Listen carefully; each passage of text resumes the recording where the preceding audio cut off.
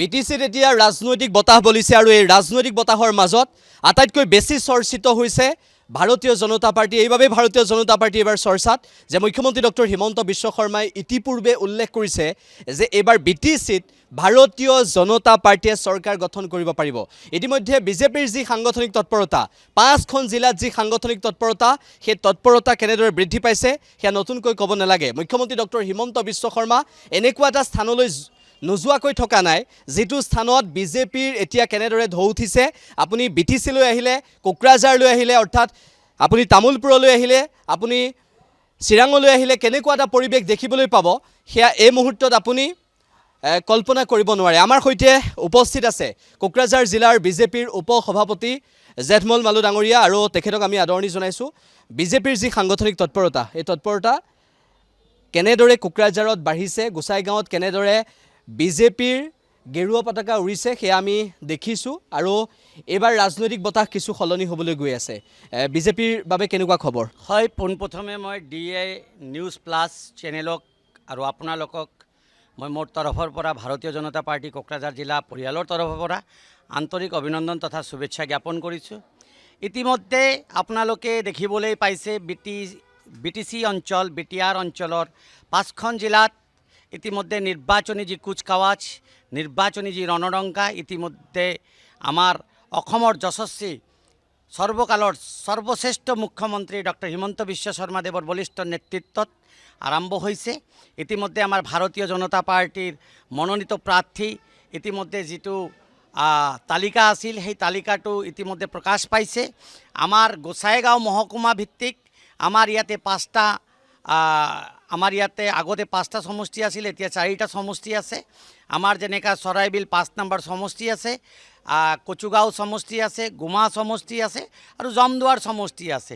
এই 4খন সমষ্টিত আমি গোসাইগাঁও মহকুমা ভিত্তিক অহাকালি 2 তাৰিখ আমি 11 বজাত পৰা আমি ভাৰতীয় জনতা পাৰ্টিৰ আত্মীয় কাৰ্যকৰ্তাসকলক লগত লৈ আমি এখন নমিনেশ্যন ৰেলী আমাৰ ইয়াৰ পৰা উত্তৰপাৰা ভাৰতীয় জনতা পাৰ্টিৰ চৰাইবিল মণ্ডল অফিচৰ পৰা আমি আৰম্ভ কৰিম আৰু এইখন নমিনেশ্যন ৰেলীত অগণন জনতাৰ আশীৰ্বাদ তথা মৰম লগত লৈ আমি আমাৰ যিবিলাক মনোনীত প্ৰাৰ্থী 5 নম্বৰ চৰাইবিল সমষ্টিৰ পৰা শ্ৰী গোসাই বসুমতাৰী, কচুগাঁও সমষ্টিৰ পৰা শ্ৰী মহেশ্বৰ বসুমতাৰী, জমদুৱাৰৰ পৰা শ্ৰী ৰাহুল নাৰ্জাৰী আৰু গুমা সমষ্টিৰ পৰা শ্ৰী সজল সিংহ মহোদয়ক আমি এক নমিনেশ্যন ৰেলীত আমি সিহঁতক আগভাগ লৈ যাই আমি ভাৰতীয় জনতা পাৰ্টিক এইখন গোসাইগাঁৱৰ এই 4টা সমষ্টিত আমি জিকাবৰ কাৰণে ইতিমধ্যে আমি প্ৰস্তুত হৈছোঁ আৰু তাৰে অহাকালিৰ পৰা আমাৰ যি জয়যাত্ৰা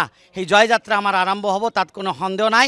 আৰু এইবেলি আমি BTR অঞ্চলত আমি ভাৰতীয় জনতা পাৰ্টিৰ ধ্বজা ইয়াতে প্ৰতীয়মান কৰিবৰ কাৰণে, প্ৰতিষ্ঠা কৰিবৰ কাৰণে আমি প্ৰতিজন আত্মীয় কাৰ্যকৰ্তা বন্ধু বান্ধৱীসকলে আমি ইতিমধ্যে আমি ৰণডংকা বজাবৰ কাৰণে আমি প্ৰস্তুত। তাৰে এক প্ৰতিফলন ইয়াতে আজি যে ইমান সংখ্যক আমাক যে ইয়াতে মনোনীত প্ৰাৰ্থী দিছে, আমি ইয়াত জিকিবলৈ কাৰণে সক্ষম, তাত কোনো সন্দেহ নাই। আমি এটা কথা দেখিবলৈ পাইছিলোঁ যে বিজেপিৰ প্ৰাৰ্থী তালিকা প্ৰকাশ পাওঁতে কিছু পলম হৈছিল। বিজেপিৰ প্ৰাৰ্থী তালিকা প্ৰকাশ পালে আৰু তাৰ পিছত আজিৰ দিনটোত যেতিয়া আমি বিভিন্ন প্ৰান্তত দেখিলোঁ BTCৰ নিৰ্বাচনৰ বাবে যিটো এটা ধুমুহা বলিছে, ভাৰতীয় জনতা পাৰ্টি এবাৰ UPPL আৰু BPFতকৈ বহু আগত নেকি?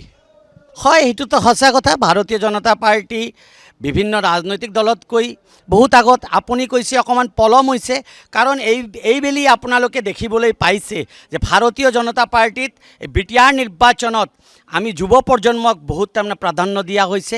গতিকে আমি চালি জাৰিকৈ আমাৰ জিকাৰ সম্ভাৱনা থকা প্ৰাৰ্থীকে আমাৰ ৰাজ্যিক নেতৃত্বই যি এক পেনেল বনাই যি এক নিৰ্বাচিত আৰু মনোনীত কৰিছে, এইটোৱে প্ৰতিমান হৈছে যে আমি এইবাৰ আমাৰ যিমান সংখ্যক আমাৰ প্ৰাৰ্থী এইবাৰ নিৰ্বাচনত অৱতীৰ্ণ হ'ব, সিহঁতে যুৱ প্ৰজন্মক আৰু যুৱ শক্তি ৰাষ্ট্ৰশক্তি, এই যুৱ শক্তিৰ বিনা ৰাষ্ট্ৰশক্তি হ'ব নোৱাৰে। গতিকে আমি যুৱ প্ৰজন্মক আগুৱাই লৈ যোৱাৰ কাৰণে আমাৰ যি ডক্টৰ হিমন্ত বিশ্ব শৰ্মাদেৱৰ বলিষ্ঠ নেতৃত্বত আমাৰ ৰাজ্যিক সভাপতি শ্ৰীযুত দিলীপ শইকীয়া মহোদয়ৰ যি বলিষ্ঠ নেতৃত্বত আগবাঢ়িছে, এইটোৱে প্ৰতিমান হৈছে। এটা কথা স্পষ্ট যে এই মুহূৰ্তত আপুনিও ইতিমধ্যে উল্লেখ কৰিছে যে মুখ্যমন্ত্ৰী ডক্টৰ হিমন্ত বিশ্ব শৰ্মাৰ যি কৰ্মনিষ্ঠা, মুখ্যমন্ত্ৰীগৰাকীৰ যি ভাষণশৈলী, মুখ্যমন্ত্ৰীগৰাকীৰ যি কাম কৰাৰ স্পৃহা, সেয়া কেনেকুৱা সকলোৱে জানে আৰু দেখিছে। দিলীপ শইকীয়া ডাঙৰীয়াৰ নেতৃত্বত ভাৰতীয় জনতা পাৰ্টি, একেটা সময়তে চৰকাৰ কেনেদৰে আগবাঢ়িছে, প্ৰধানমন্ত্ৰী নৰেন্দ্ৰ মোদীৰ নেতৃত্বত NDA চৰকাৰ, আৰু আটাইতকৈ ডাঙৰ বিষয়টো হৈছে যে এনেকুৱা এটা পৰিস্থিতি আহি পৰিছে যে ভাৰতীয় জনতা পাৰ্টীয়ে এই আপুনি ইতিমধ্যে উল্লেখ কৰিলে গোসাইগাঁৱৰ যি 5টা সমষ্টিৰ কথা আপুনি উল্লেখ কৰিলে, সেই গোসাইগাঁৱৰ 5টা সমষ্টিত আপোনালোকে গেৰুৱা পতাকা বিজয় নিশান হিচাপে উৰুৱাব সক্ষম হ'ব বুলি আপুনি আশাবাদী সম্পূৰ্ণৰূপে? হয়, আমি 100% এইকেইটা সমষ্টিত আমাৰ কোকৰাঝাৰ জিলাত যিমানকেইটা প্ৰাৰ্থী দিছে আমি সিহঁতৰ বিজয় সাব্যস্ত কৰিবৰ কাৰণে ইতিমধ্যে আমি প্ৰস্তুত হৈছোঁ আৰু আমি আশাবাদী যে আমাৰ যিমানকেইটা সমষ্টিত আমাৰ প্ৰাৰ্থী দিছে গোটেইকেইটাক আমি বিপুল ভোটেৰে জয়যুক্ত কৰিবলৈ আমি সক্ষম হ'ম, তাত কোনো সন্দেহ নাই। থাকিল কথা আমাৰ অসমৰ সৰ্বকালৰ সৰ্বশ্ৰেষ্ঠ মাননীয় মুখ্যমন্ত্ৰী ডক্টৰ হিমন্ত বিশ্ব শৰ্মাদেৱ, তেওঁ মুখেৰে যি কথা কয় তেওঁ কৰ্মক্ষেত্ৰতো তেওঁ তাক প্ৰতীয়মান কৰি দেখাবলৈ সক্ষম।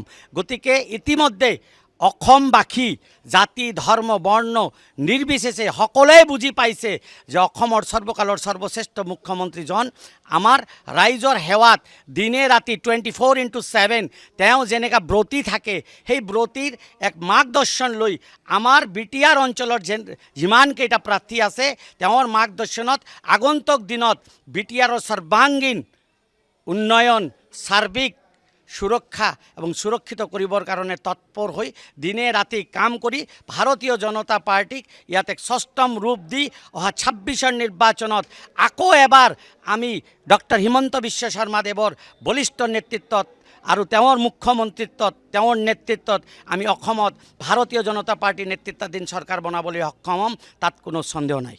এয়া মাত্ৰ আৰম্ভণি। ইতিমধ্যে কোকৰাঝাৰ জিলা বিজেপিৰ উপসভাপতি তথা বিশিষ্ট সমাজকৰ্মী জেঠমল মালু ডাঙৰীয়াই যিখিনি বক্তব্য ৰাখিছে, এয়া মাত্ৰ আৰম্ভণি। আমি এতিয়া কোকৰাঝাৰত থাকিম, আমি BTCৰ 5খন জিলাত ঘূৰিম আৰু প্ৰতিটো প্ৰান্তৰ পৰা বিজেপিৰ শেহতীয়া কেনেকুৱা ধৰণৰ আপডেট সেয়া দা নিউজ প্লাছৰ দৰ্শকক জনাবলৈ চেষ্টা কৰিম। আৰু ভাৰতীয় জনতা পাৰ্টিৰ বাবে যুৱ প্ৰজন্ম এইবাৰ কেনেদৰে আগবাঢ়ি আহিছে সেই কথাও ইতিমধ্যে জেঠমল মালু ডাঙৰীয়াই উল্লেখ কৰিছে। আৰু আটাইতকৈ ভাল কথাটো হৈছে যে সাংগঠনিক ভেটি অতি শক্তিশালী হৈছে বিজেপিৰ ইয়াত। গতিকে নিৰ্বাচনত মুখ্যমন্ত্ৰী ডক্টৰ হিমন্ত বিশ্ব শৰ্মাৰ ভাষণ বিজেপিৰ সুপৰিকল্পিত ৰণনীতিয়ে বিশেষভাৱে কাম দিব। আপোনাক ধন্যবাদ জ্ঞাপন কৰিছোঁ। পৰৱৰ্তী সময়ত আমি আকৌ জেঠমল মালু ডাঙৰীয়াৰ সৈতে কথা পাতিবলৈ চেষ্টা কৰিম, কিয়নো BTC নিৰ্বাচনৰ ধুমুহা এতিয়া সম্পূৰ্ণ ৰূপত বলিছে আৰু আপুনি প্ৰতিটো মুহূৰ্তৰ খবৰ দা নিউজ প্লাছৰ জৰিয়তে লাভ কৰিব।